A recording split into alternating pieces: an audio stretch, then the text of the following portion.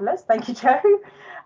Okay, so moving on to Isabelle Hofberg's presentation. So Isabelle is an MA student at the University of Winchester, and her primary research interests revolve around the fields of gender and genocide studies, with particular focus on the Holocaust and the gendered nature of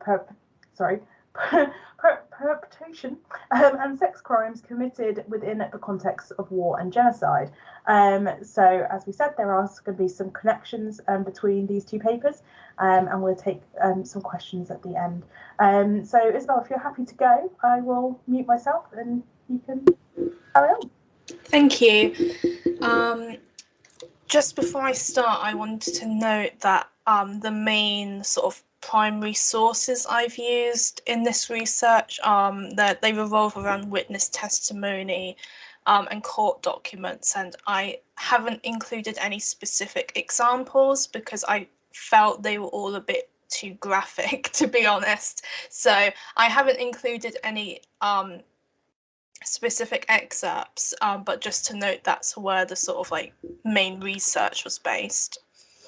So yeah, over the last 2 decades, perception of rape as a tool of genocide has evolved quite considerably in international law, and the advancements are largely accredited to the developments made by the International Criminal Tribunals for Yugoslavia and Rwanda. So just to briefly talk about these 2 genocides for context, the genocide in the former Yugoslavia, which for the sake of simplicity, I'll just refer to as the Bosnian genocide, occurred in 1995 within the context of an ethnically rooted war, which took place between 1992 and 1995. The number of people killed during this conflict remains contested, but estimates suggest that around 100,000 were killed and around 2 million people were displaced. Bosnian Muslims became the targets of war crimes and genocide at the hands of the Serbian army and its leadership due to tensions over ethnicity, religion, and national identity. The Rwandan genocide also occurred within the context of a wider internal conflict in 1994. Members of the Tutsi ethnic minority group were targeted by armed militias and local groups of the majority Hutu group. This was the culmination of decades of division between the 2 groups in Rwandan politics, and resulted in over 1 million deaths. So during both of these genocides, sexual violence and rape was very common and became quite well known to the international community through a greater presence of the media at this point in time. It is estimated that up to 500,000 women were raped in the Rwandan genocide, and that up to 50,000 Bosnian women were raped by Bosnian Serbs. The interrelation between gender, ethnicity, and genocide became something that the International Criminal Tribunals inevitably had to confront in a more sophisticated way than they had in the past. Although rape can take place within the context of a genocide without it being genocidal in nature, testimony from victims suggested that rape was in fact used as a distinct tool with which to perpetrate genocide against ethnic groups. Prior to these 2 conflicts, the traditional perception of rape being this sort of natural byproduct of conflict was upheld within international law quite strongly. So this is particularly notable if there's a comparison with the international military tribunals which followed the Second World War. These trials subordinated sexual violence beside other forms of abuse which better served to consolidate the ideological victory of the Allies over the Axis. Cases of rape were documented by the IMT, but were not prosecuted or really highlighted as human rights abuse, nor were they at any point considered to be instruments of genocide. Rape was first identified as a specific war crime and used to aid prosecution in the military tribunals that took place in the Far East. But again, these did not really present a significant challenge to overall legal representation of sexual assault within the pre-existing law. Rather, sexual violence was conflated with other war crimes that occurred. So a big example is the massacre at Nanking, where it wasn't it was more a byproduct of a massacre rather than the mass rape that occurred being considered as a crime in its own right. The classification of rape as an aspect of genocide is also complicated by the context of the Holocaust in Europe, because sexual intercourse between Germans and what the Nazis considered inferior races was officially forbidden by the Nuremberg laws of 1935. Furthermore, women across a very wide range of social, religious, and ethnic groups were victimized, rather than there having been a specific focus on one minority. Therefore, any rape that occurred was not sanctioned by government officials, nor was it easily defined as an element of genocide at that point in time.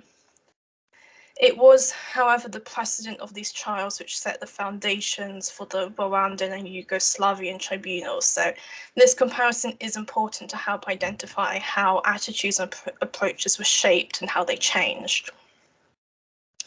Another important point to account for these changes was the sort of the wider social and ideological contexts of the late 20th century. So at this point in the 1990s, there were these big growing notions of universal feminism. And this really incorporated the social positions of ethnic minorities, particularly within feminist discussion in the USA.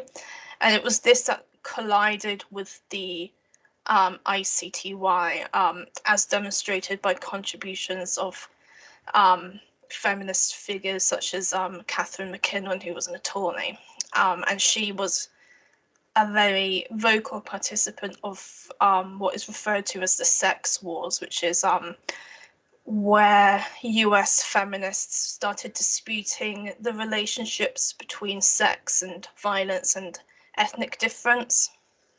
So McKinnon represented female Muslim women against Serbs accused of genocide, and through this created a legal claim that rape had occurred as an act of genocide within the conflict.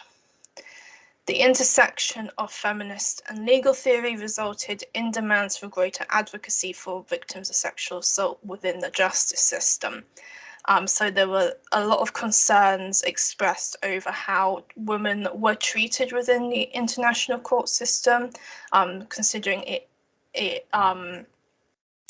remains a male-dominated environment, and as a result of this, not necessarily on purpose, but results in a neglecting of factors that influence women's ability to testify and report crime. So one example that was repeated quite a lot in Rwandan witness testimony was that a lot of women in Rwanda didn't feel comfortable reporting sexual violence because there was such a lack of women in the judicial system that they didn't feel that they were able to participate in the system.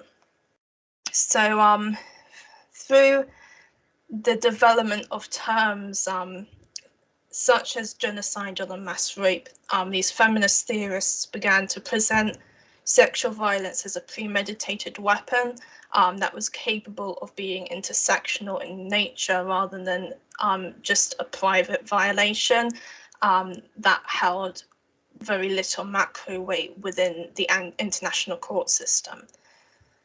So through developing the definition of rape within this system, international courts were able to incorporate it within universal jurisdiction as a category of genocide. Examining the development of this social context, along with the comparison of the Holocaust, shows that the specific circumstances surrounding a genocide, as well as the means through which rape is perpetrated within that genocide, has quite a significant impact on the representation in international law. And the circumstances surrounding Yugoslavia and Rwanda made it easier from the perspective of law to identify rape as being actively used and encouraged by officials on a systematic level with genocidal intent. And as stated by Sherry Russell Brown, establishing genocide requires the dola specialis to destroy a national, ethnic, racial, or religious group. And therefore, rape does not automatically become considered a genocidal act simply because it occurred within the context of genocide. One of the prime examples in terms of trials where this departure from previous legal consideration was most evident was the trial of Jean-Paul Akayesu as part of the Rwandan tribunal. So this trial marked the first occurrence in which international law recognized sexual violence as a means of perpetrating genocide, and as a result set a precedent for it to be continued to be prosecuted as such. This development was particularly interesting because genocidal rape was not a part of the initial indictment, but it was rather amended as more and more witness testimony was consistently raising this issue.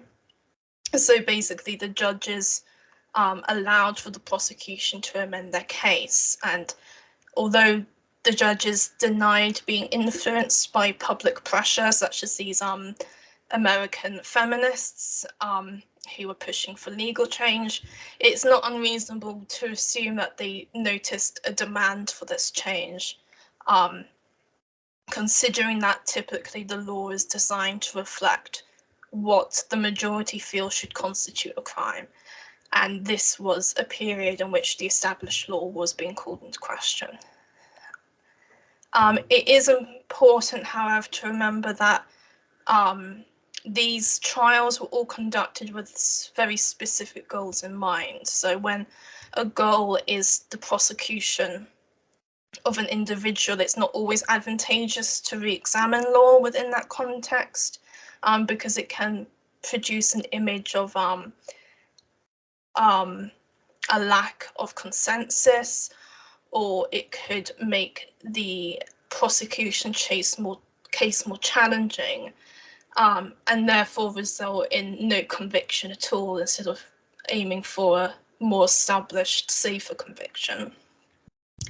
And finally, this leads on to the question of to what extent this precedent and social context continues to influence international law. And I think it's accurate to say that perceptions have not been radicalized, but instead represent a growing consensus. So there have been very few convictions of genocidal rape since these two tribunals, and there is a lot of debate whether or not the ICC should be pursuing these charges in current conflicts, such as in Darfur. Although the ICC is investigating the situation as in Darfur as a human rights case, it's a lot of organizations such as Human Rights Watch and Amnesty International have pushed for greater focus on investigation into rape crimes and into genocidal rape. A final significant point I want to highlight is that there is continued underrepresentation for male victims of genocidal rape. So most of the scholarship developed in the 90s revolved around female victims and male perpetrators.